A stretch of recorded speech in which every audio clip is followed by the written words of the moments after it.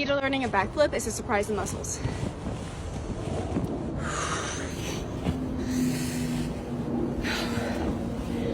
No, I'm not gonna do it. I'm not gonna surprise bitch!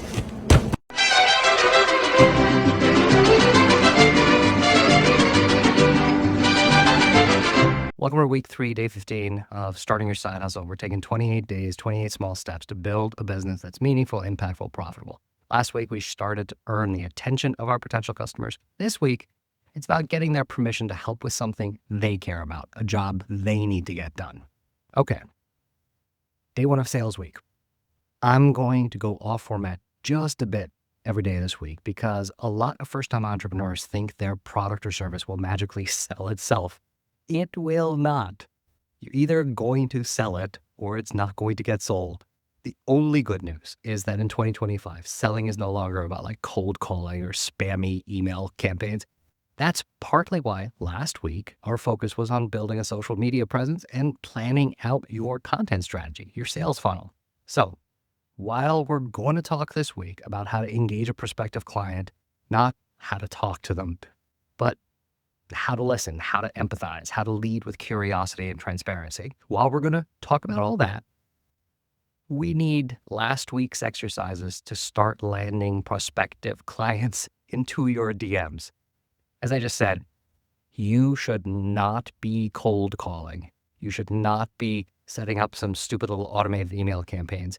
We're spending the entire day this coming Friday talking about cold calling and email campaigns, and the tentative title of that session is Trust Killers.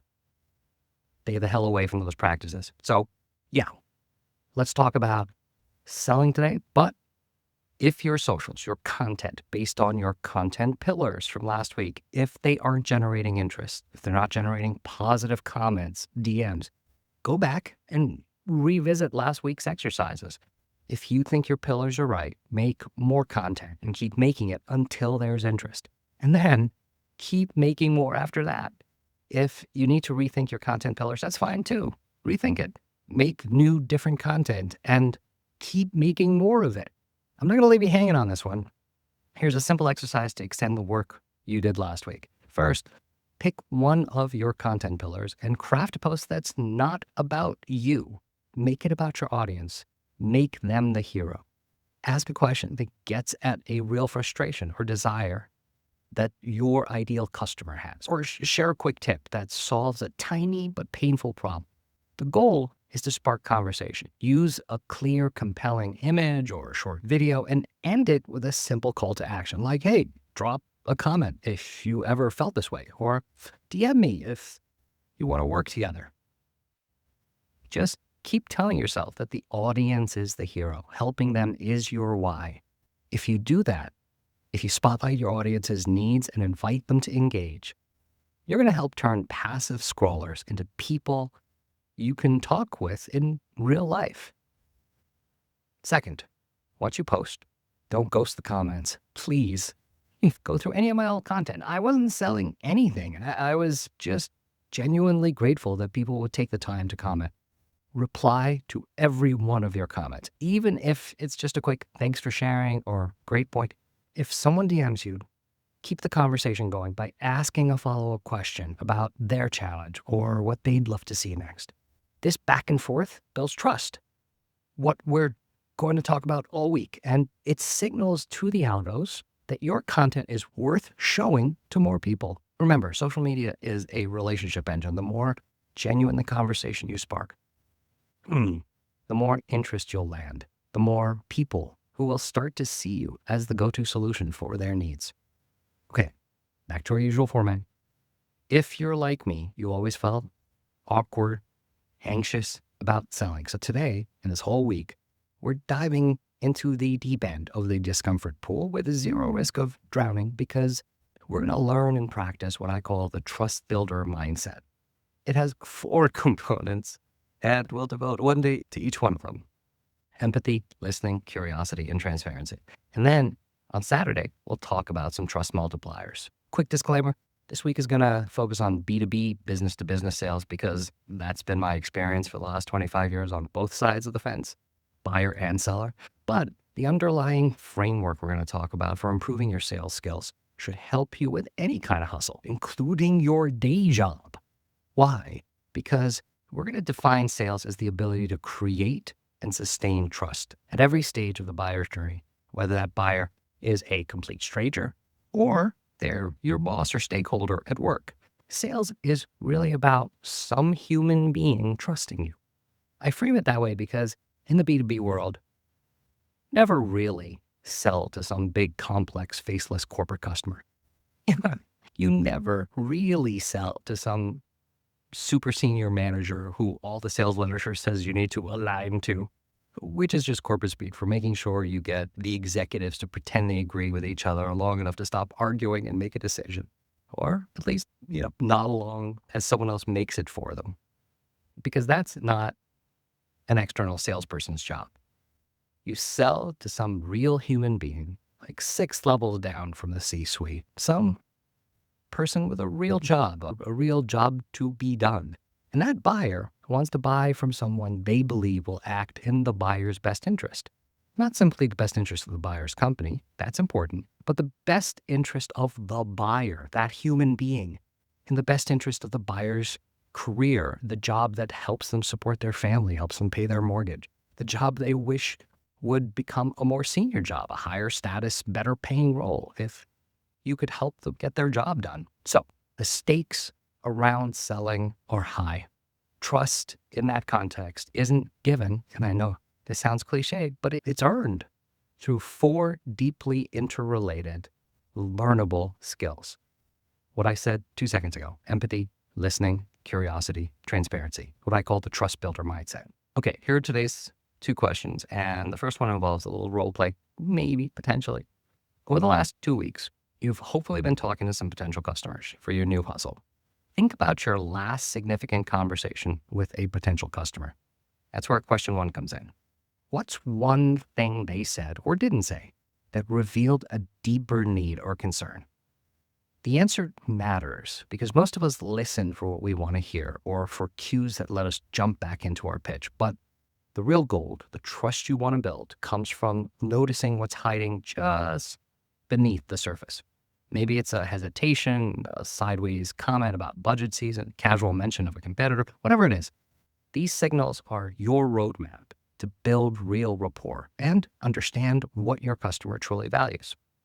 If you can't recall a conversation with that level of detail, just buy yourself an AI note taker. And for now, imagine your next one. What would you listen for that would help you see the world through their eyes? Okay, question 2. If you had to choose one question to ask your next prospect that will help you uncover their biggest challenge, what would it be? This question and your process for answering it matters because the best salespeople aren't the ones with the slickest pitches. They're the ones who ask the right questions and then shut the hell up. This second question forces you to get specific and intentional about how you'll build trust. It's all about opening door that'll let them share what's really on their mind, what jobs they have to get done. Again, hearkening back to day 2. And yes, just use the word hearkening. It was me, not an AI. Anywho, your question, the one you're thinking about asking your next potential customer, should just invite honesty. The more you craft questions like today that feel authentic, that feel helpful, not transactional, the more you're flexing that muscle. Both questions are letting you exercise or role play the trust builder mindset. Radical curiosity, active listening, deliberate empathy, unflinching transparency. The habit you're building is to ask question after question after question, to listen to answer after answer after answer actively, and to care deeply about helping that person get their job done. Okay, take a moment to try to answer day 15 questions for your hustle without AI. And before you listen to the next section, 28-day Ivy-League MBA. I personally think it's useful to try to answer questions without AI first. But if you try to do that, the AI teaching assistant prompt will drop in a couple hours with today's case study. If you don't know what I'm talking about, check out Lunch Break Millionaire Day 0 or go over to superserious.com where I'm posting daily transcripts. The AI prompts are there too. That's it. Hustle smarter.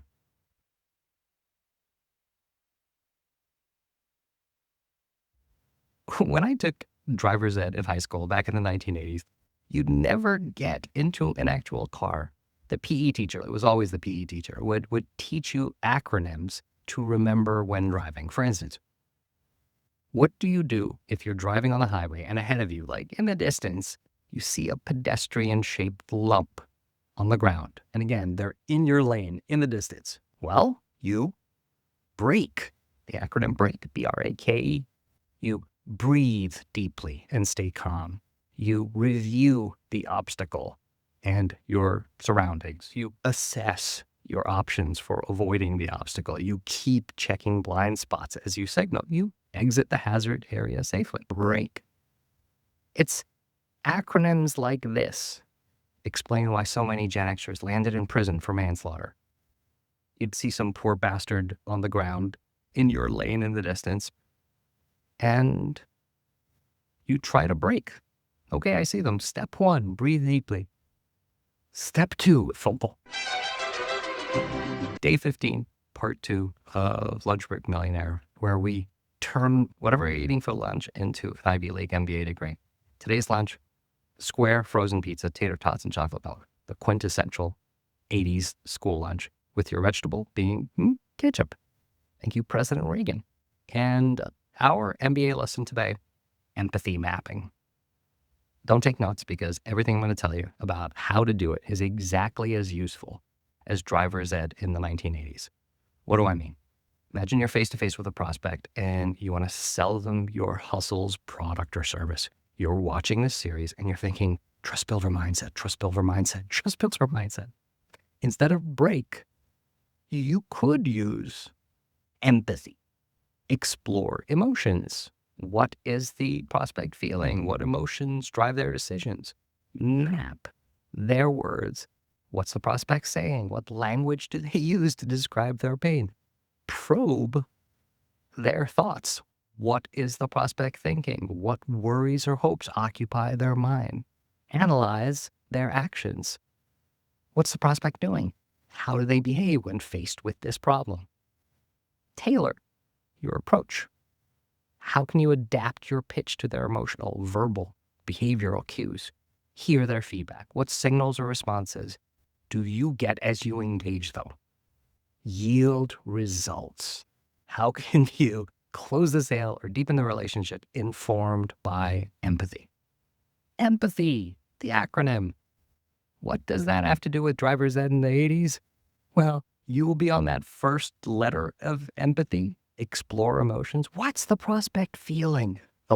My point is that empathy, small e empathy, is a skill, and it's the most important thing you should exercise while you're sitting there quietly, actively listening to your prospect. And no acronym is going to help you, because that conversation is driving at like 65, 70 miles an hour, 100 miles an hour. Real sales conversations are messy. They're dynamic, and it never, ever fits neatly into an acronym or a workshop or a template or some stupid book you read. You don't have the luxury of consulting your notes or taking a quiet moment. You're empathy mapping in real time. Actively listening for what your prospect is saying, yes, but also for what they're not saying, for the emotions beneath their words, and for unspoken concerns that might derail a deal if they're just left hanging. This is where most non-salespeople get tripped up. They either default back to pitching, the hard sell, or they miss the subtle signals, the cues that reveal their prospect's true needs. I didn't say it was going to be easy. It won't be. Empathy mapping in the field isn't about showing out quadrants on some whiteboard. It's about being present. It's about being curious. It's about being disciplined enough to notice patterns, ask insightful follow-ups, adjust your approach on the fly. If a prospect says, hey, we're looking for a more efficient solution, but their tone is hesitant, your empathy map might flag a hidden concern about implementation risk or change management. Or if they keep returning to a specific pain point, that's your cue to dig deeper. The Ivy League literature is clear. Effective empathy mapping requires both structure and flexibility. All that research and all those best practices recommend using interviews, observations, open-ended questions to gather data. But in a live sales call, you're synthesizing all of this on the spot. It's a skill that combines active listening with emotional intelligence and It's what separates top performers from the rest. Studies show that sales professionals who can adapt their approach based on real-time customer cues close more deals and build stronger relationships. So, as you practice empathy mapping today, remember, the real power comes when you move beyond the theory and learn to map in the moment. When you're not simply following a process, a stupid acronym, but really engaging with another human being, uncovering their story, helping them find a solution that matters to them. That's how you turn empathy from a stupid acronym into your competitive advantage. Practice, practice, practice, practice. Okay, take a napkin or your phone's a note app and sketch out an empathy map for your ideal customer. What's keeping them up at night? What's their job to be done? How can you help them get that job done? You can fill the napkin without having talked to a prospect, but it's so much better if you've done some listening and learning first. Also, now that you're building empathy as a core skill, put it into action with your emerging sales process. If you've had people reach out to you through some social media or other channels because of your marketing last week, don't let those conversations just hit. Joel, a quick Zoom call with them, not as a sales pitch, but as a genuine chance to listen and to learn what they need. This is the kind of warm outreach that builds trust in real relationships. It's not a cold call. It's not an email blast that breaks it. If you're not getting many people reaching out, that's a signal to revisit your week 1 and week 2 output. Refine your value proposition, your problem validation, your messaging, until you start seeing real interest. Trust is built when people come to you because they see something valuable. It's that simple. This is day 15, part 3 of Lunch Break Millionaire. This is the segment where we #build in public, where I answer the daily questions every hustle should using the MBA skills we just picked up and showing my work, sharing how I'm building my hustle from scratch. No filters, just the real journey. You don't need to actually like or subscribe. I'm not doing this for the clicks, but if you're leveling up from other creators you follow or know, introduce us. I want to learn from them and help them level up too. We all deserve better than just making rich people richer. Okay. Long before I started building my current hustle, a platform for creators to own their audiences, I hated the idea of selling. Still do. Makes me feel kind of dirty. I'd rather write code. I'd rather design features, brainstorm my ideas, anything other than pick up the phone and ask someone to buy my baby. But here's what I've learned, and it's the simplest truth in modern life. If you don't sell, you don't eat. If you don't eat, your hustle dies. Look, I can answer today's questions for you, tell you how I use empathy, the acronym or the real things, but I'd rather share a small vulnerability. I was never terrified of rejection. It was the opposite, really. I was terrified of what it would say about me if I became a great salesman. I was terrified that it would be me compromising my values, the ones that say that money is not what I live for. I mean, I might have been afraid of rejection on some level, but not really. I might have been worried that if someone said no, it meant my idea wasn't good enough, but not really. I probably have thicker skin than you. I personally just hated feeling like a salesperson, a class of people I always connected for myself with manipulation, with materialism. I didn't want to bother people. I definitely didn't want to come off as being pushy or desperate or as, some raging capitalist. My fears, Mr. Selfless Spiritualist, were all about me, not about those who I wanted to serve if I were being a genuinely selfless spiritualist. My fears were about me, not my customers, even though it was wrapped in the fancy wrapping paper of spirituality, of selflessness. It was always really about my giant ego, not their needs. I still hate selling, but I know why I should do it now. On a superficial level, it's because if you don't sell, you don't eat. And if you don't eat, your hustle dies. But on a deeper level, it's because sales, if done correctly, is service. It's living your values. It's serving others. And that's the best reason for why It's, green in money.